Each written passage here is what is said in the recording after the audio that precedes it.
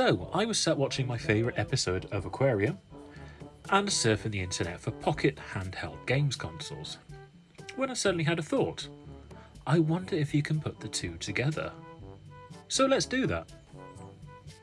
Now, as always, to get started, we need to prototype, and here I have my trusty development board, and we have an OLED screen already on here. It's actually technically broken, but it still works, so I'm going to use this one just for the prototyping, and I can use the new one on the actual model.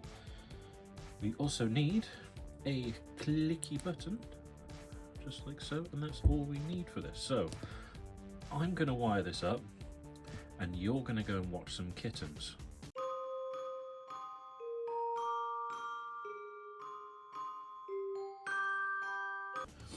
Cute, aren't they? So, whilst you're in there playing with the cats, I have wired this up. It's really, really simple. We literally need the button. Ooh, that's falling out. We literally need the button connected to the microcontroller as well as the screen. You want to know more about the cats, don't you? Well, they're 6 weeks old. You want to see more? Go on then.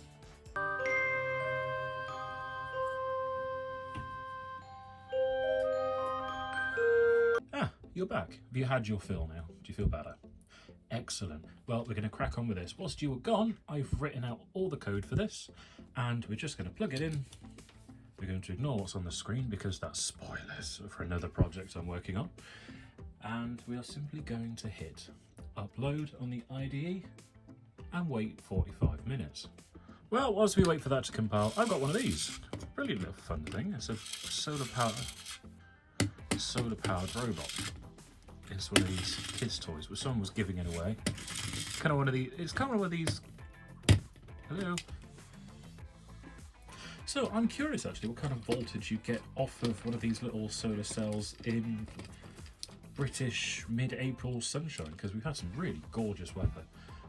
So in just ambient room light, what are we getting? 0.879 of a volt, and then I can imagine this is a 1.5 volt solar cell. So what's that? I'll try and direct it vaguely in that.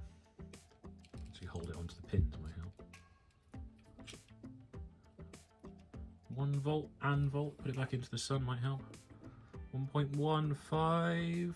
Yeah, that's about right for these tiny little cells, and it's perfect for powering that little motor. Really neat little bit of kit. Haha, right, we are finally done. The screen is god awful because that light in the background. This does not want to stay in. This particular jumper pin is obviously ready to settle down. You can see very, very flickery. Let's see if I can do anything. There we go. You can see what we have now. If I pinch and zoom in a little, we have our little fish. Sits. Oh god, this screen is buggered. The one I use in the final project will actually be a new one. But you can see the fish just idles back and forth around the tank. You've got little bubbles. You have a little crab that runs along the bottom, and the grass waves back and forth in the ocean's current, I suppose. And then when we press the button,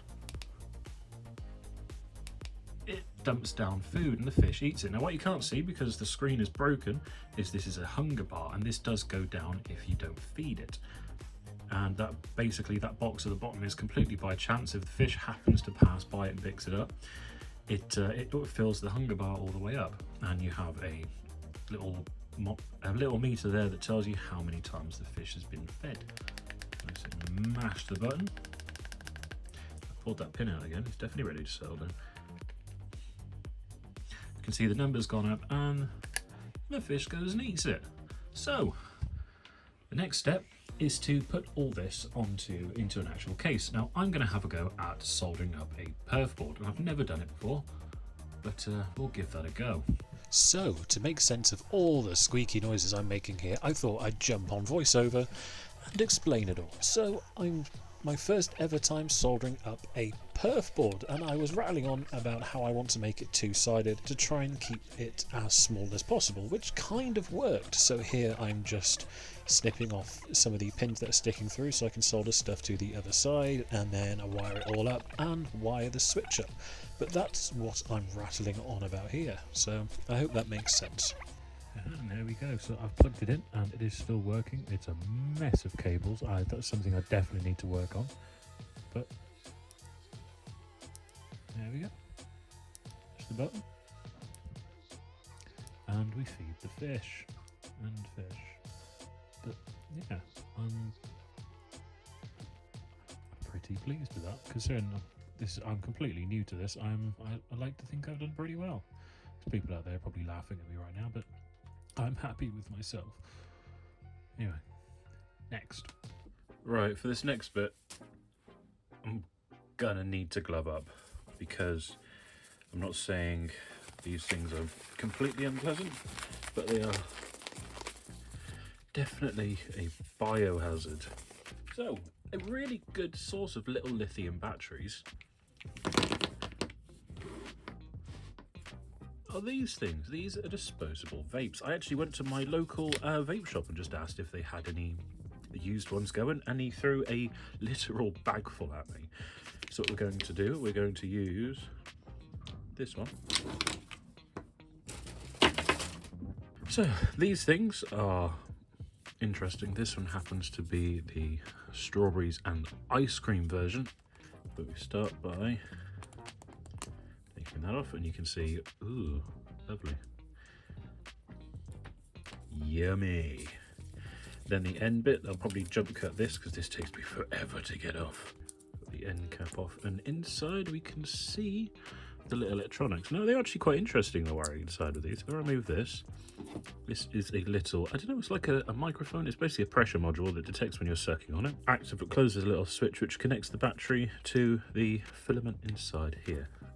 Let's see if we can gently ease it out. Now this is the reason we're in here. This is what we're after. This is a tiny little, where are we, 3.7 volt. It's only 360 milliamp, but that's more than enough for what we need. For the juice canister.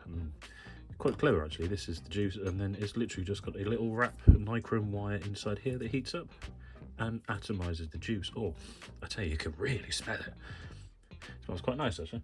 Yeah, so this is the cell. This is what we're after. We're going to use this on the back of our module because it fits perfectly like that.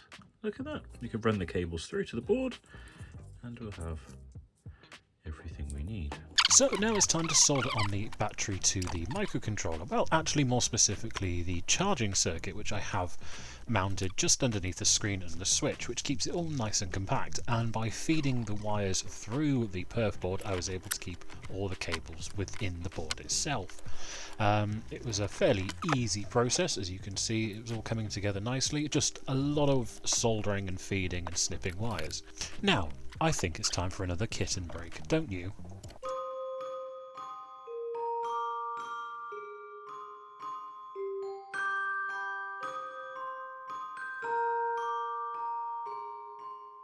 There we go, I've plugged it into the USB-C and we have our red charging light. We have life on the screen, the button works, and it's all running off of a disposable vape lithium battery.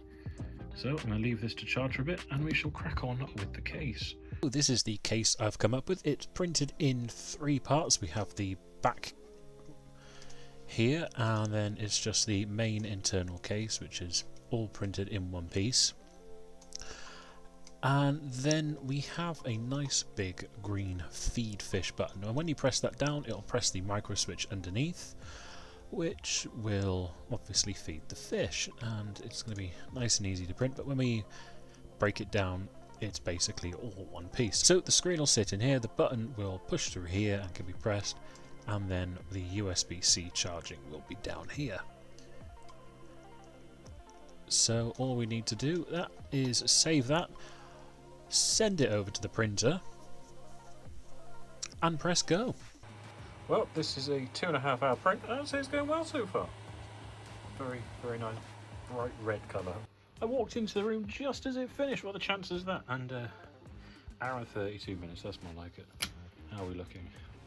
Blurry. There we go. Yeah. Out of focus, but other than that, I'm happy with this. So in the end I decided to cheat a little and just hot glue the circuit board into the case, and it worked surprisingly well. Haha, and there we go. The hot glue is holding the electronics in. I can press the button to feed the fish, and it feeds the fish. I am happy with this.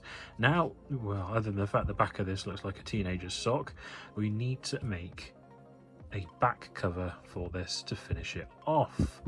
Right, so we're pretty much done with this. I'm just going to, I realised it finally died last night, but before charging it back up, I'm just going to attach a back plate I printed earlier. I love the effect you get off of that print bed.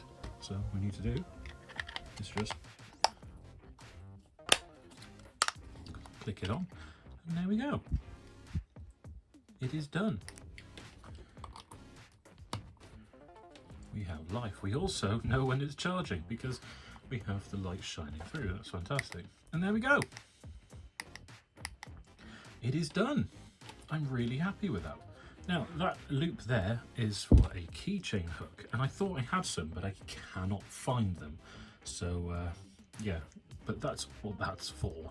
And overall, I'm really happy with this. There are things I would improve. I definitely want to condense it down because it's a bit of a chonk in the hand.